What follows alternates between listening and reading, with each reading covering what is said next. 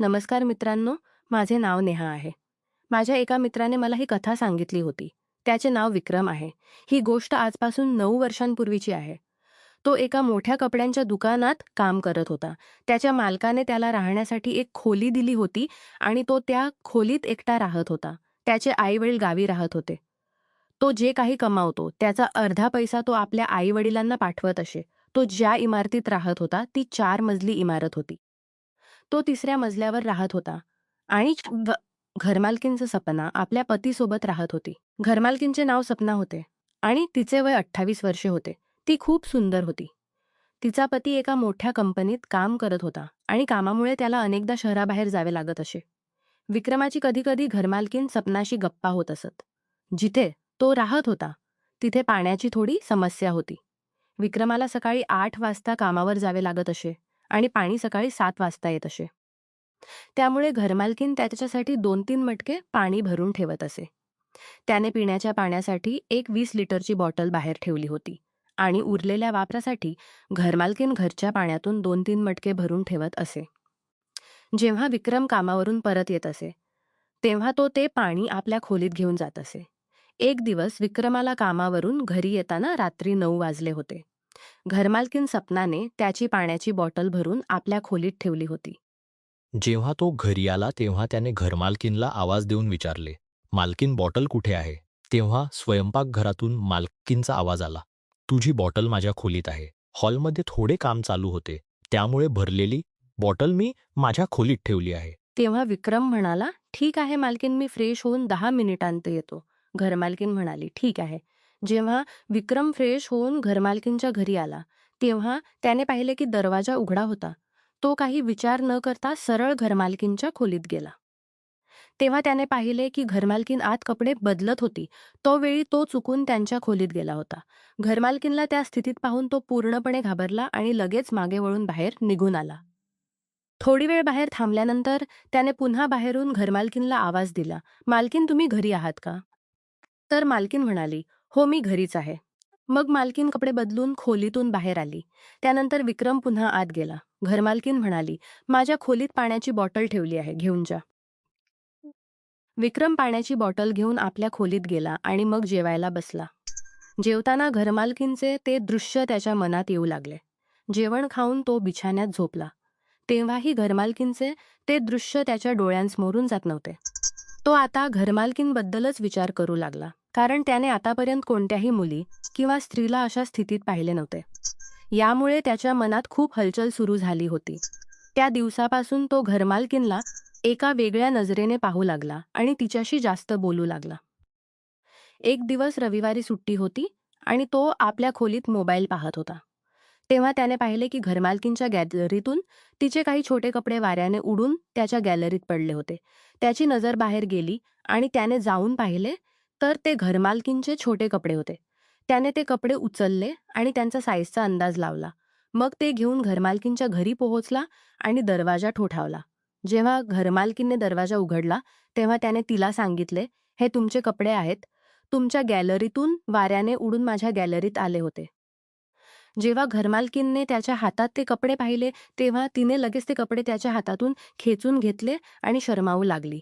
आता तिच्याशी बोलण्याचीही हिंमत नव्हती.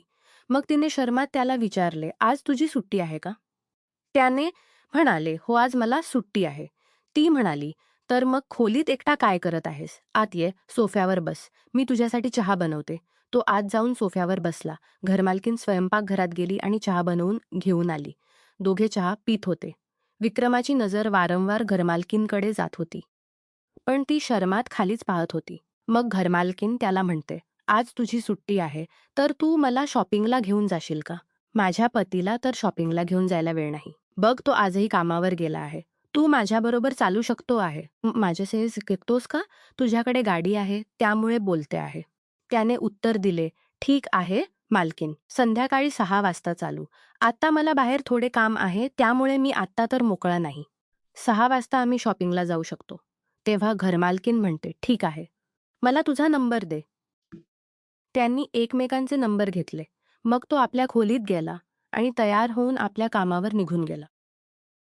काम पूर्ण करून तो येताना 6 वाजले होते. तो गेटजवळ उभा राहून घरमालकीनला फोन केला आणि म्हणाला, "मालकीन, मी खाली आहे." तेव्हा घरमालकीन बोलली, "10 मिनिट थांब, मी आत्ता तयार होऊन येते." मग तो गाडीवर बसून घरमालकीनची वाट पाहू लागला. तेव्हा घरमालकीन खाली आली. जशी त्याची नजर तिच्यावर पडली, तो फक्त तिच्याकडे पाहत राहिला, कारण घरमालकीन खूप सुंदर दिसत होती. घरी घरमालकीन नेहमी गाऊन घालत असे, पण आज तिने जीन्स आणि टी-शर्ट घातला होता. पहिल्यांदा त्याने तिला अशा कपड्यात पाहिले होते. घरमालकीन येऊन त्याच्या गाडीवर बसली. पहिल्यांदा त्याच्या गाडीवर कोणी महिला बसली होती. मग ते दोघे एका शॉपिंग सेंटरला पोहोचले आणि शॉपिंग करू लागले. शॉपिंग करताना घरमालकीन एका कपड्यांच्या दुकानात गेली आणि तो बाहेर उभा राहिला. तेव्हा घरमालकीन त्याला म्हणू लागली, "अरे, बाहेर का आहेस? माझ्याबरोबर आत ये." त्याने घरमालकीनला म्हणाले, "नाही मालकीन, मी बाहेरच ठीक आहे." मग घरमालकीन त्याला म्हणते, "अरे चाल ना, आता तुलाही या गोष्टींची सवय लागायला हवी. जेव्हा तुझी कोणी प्रेमिका असेल, तेव्हा तुला कपडे खरेदी करण्यात काही अडचण राहणार नाही. तेव्हा तुला काहीही तणाव राहणार नाही." तेव्हा त्याने घरमालकीनला म्हणाले, "मालकीन, आत्ता तर माझी कोणी प्रेमिका नाही." मग घरमालकीन बोलली, "तरीही चाल माझ्याबरोबर." आणि तिने त्याचा हात पकडून त्याला कपड्यांच्या दुकानात घेऊन गेली. घरमालकीन त्याला एक एक कपडा दाखवून निवड करू लागली. त्याने घरमालकीनला सांगितले की कोणता रंग तिच्यावर चांगला दिसेल. मग घरमालकीन काही कपडे खरेदी केले आणि त्यानंतर ते दोघे एका रेस्टॉरंटमध्ये थोडे जेवायला गेले. रेस्टॉरंटमध्ये बसल्यावर घरमालकीन त्याला बोलली, "काय रे विक्रम, तू माझ्याबरोबर खोटे बोलत आहेस का? तू इतका हँडसम आहेस. तुझी कोणी प्रेमिका नाही." "असं होतच नाही." तेव्हा त्याने घरमालकीनला म्हणाले, "मालकीन, मी खरे बोलत आहे. ठीक, 9 वर्षांपूर्वी माझी एक प्रेमिका होती, पण तिला एक श्रीमंत मुलगा हवा होता. जे तिला हवे होते ते मी तिला देऊ शकत नव्हतो. मग तिला एक खूप श्रीमंत मुलगा मिळाला आणि तिने मला सोडून चालून गेली. तेव्हापासून माझा मुलींवर विश्वास उडाला आहे." त्याच वेळी घरमालकीन त्याला म्हणते, "अरे, असं होत राहतं, पण सर्व मुली एकसारख्या थोड्या असतात." तेव्हा घरमालकीनला त्याच्या बोलण्यावर विश्वास बसला की त्याची कोणी प्रेमिका नाही. मग दोघांनी मिळून थोडे जेवले आणि त्यानंतर ते घरी परत आले. घरी पोहोचताना रात्री खूप लेट झाले आहे. "रात्रीच्या जेवणासाठी तू इथेच आज ये, मी बनवून देते." त्याने घरमालकीनला म्हणाले, "ठीक आहे मालकीन, येतो." घरमालकीन म्हणते, "8 वाजता घरी येशील. तेव्हापर्यंत मी जेवण बनवून ठेवेन." त्याने म्हणाले, "ठीक आहे मालकीन." मग तो आपल्या खोलीत गेला. फ्रेश होऊन थोडी वेळ मोबाईल पाहत राहिला. पाहताच 8 वाजले. तेव्हा त्याच्या फोनवर घरमालकीनच्या पतीचा फोन आला. त्यांनी त्याला सांगितले, "अरे, तुझ्या मालकीनचा फोन का बंद येत आहे? तू थोडा वर जाऊन तिला माझा फोन दे. तिच्याशी काही महत्त्वाची गोष्ट बोलायची आहे." त्याने मालकाला म्हणाले, "ठीक आहे मालक, मी लगेच वर जातो." आणि मग तो धावत धावत घरमालकीनच्या खोलीकडे गेला आणि तिला फोन दिला.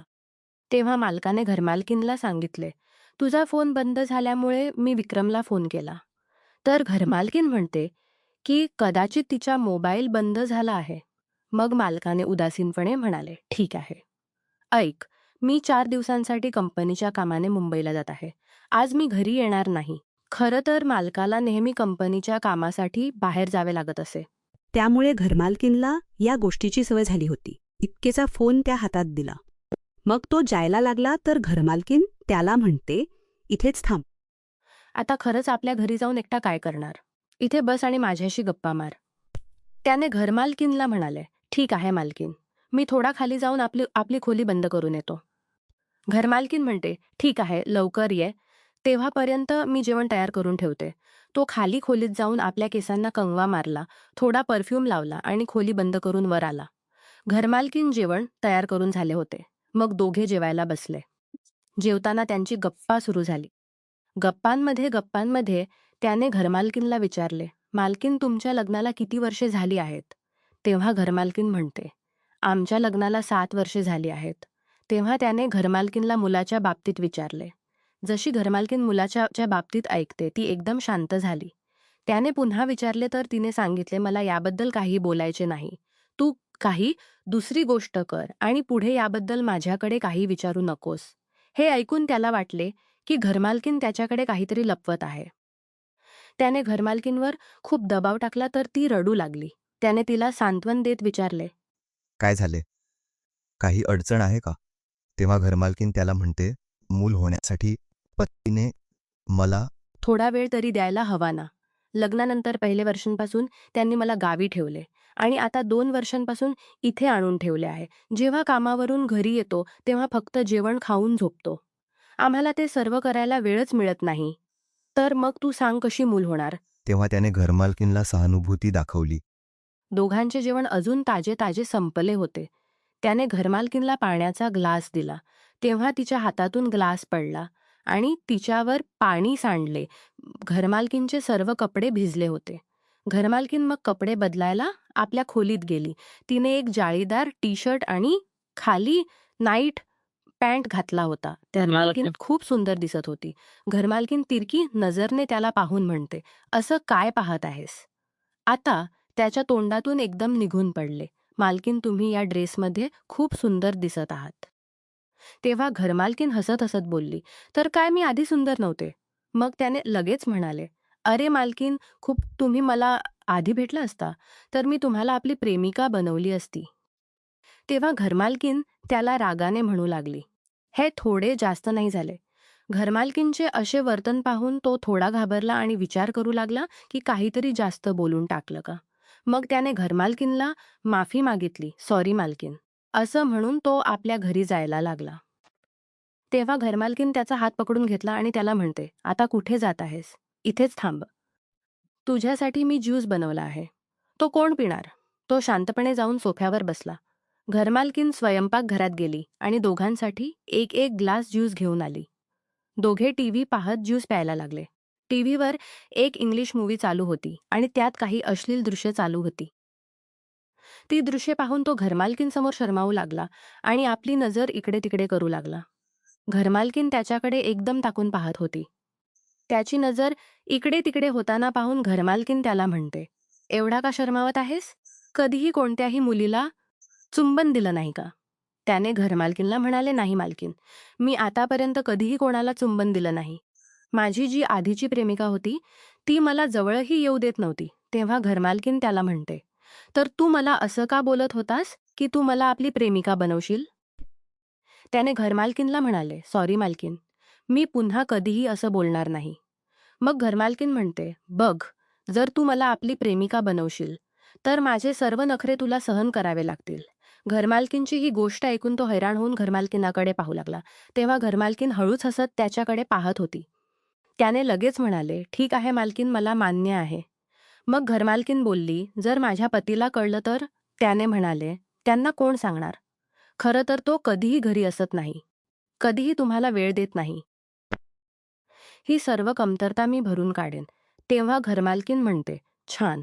थोड्या वेळानंतर दोघांचा ज्यूस संपला. तोही आपल्या खोलीकडे जायला लागला. तेव्हा घरमालकीण त्याला म्हणते, "कुठे जात आहेस?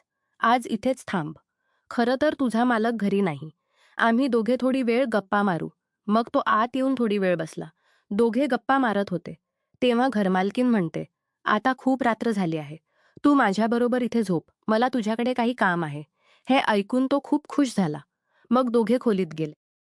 खोलीत जाताच घरमालकीण आतून खोलीचा दरवाजा बंद करून दिला आणि त्याला म्हणते, "खूप दिवसांपासून मी तडफडत होते. आता हा विक्रम, तूच माझी तहान भागव." यानंतर दोघे एकमेकांना सुख देऊ लागले. ते एकमेकांत पूर्णपणे हरून गेले होते. ही त्याची पहिलीच वेळ होती. पाहताच रात्री 12 वाजले आणि त्यांचे 4 राऊंड झाले होते. मग त्यांनी विचार केला की आता झोपायला हवे. काही दिवसांपर्यंत दोघांची हीच स्थिती चालू राहिली. एक दिवस त्याला गावातून फोन आला की त्याच्या वडिलांची तब्येत खूप खराब आहे. तर तो गावी गेला. गावी पोहोचल्यावर त्याला कळले की त्याच्या आई-वडिलांनी त्याच्यासाठी एक मुलगी निवडून ठेवली होती. तो खूप निराश झाला कारण त्याच्या मनात घरमालकीण बसली होती. पण काही दिवस विचार केल्यानंतर त्याला हे समजले की किती दिवस असे चालू राहील, कारण त्यांच्या नात्यात भविष्य नव्हते. एक दिवस त्याला आपल्या आयुष्याबद्दल विचार करावाच लागणार होता. मग त्याने आपल्या आई-वडिलांच्या निवडीवर त्या मुलीशी लग्न करण्याचा निर्णय घेतला. ती मुलगी दिसायला ठीक होती आणि स्वभावानेही खूप चांगली होती. त्याने गावातच कपड्यांचे दुकान उघडले आणि तिथे राहून आपल्या आई-वडिलांची आणि पत्नीची काळजी घेऊ लागला. जी चूक आधी केली होती, ती त्याने पुन्हा कधीही केली नाही. त्याने ठाण ठेवले होते की आता तो आपल्या पत्नीला नेहमी खुश ठेवेल आणि तिला कधीही धोका देणार नाही. त्याच्या अनुभवाने त्याला शिकवले की खरे सुख प्रतिबद्धता आणि विश्वास न मोडण्यात आहे.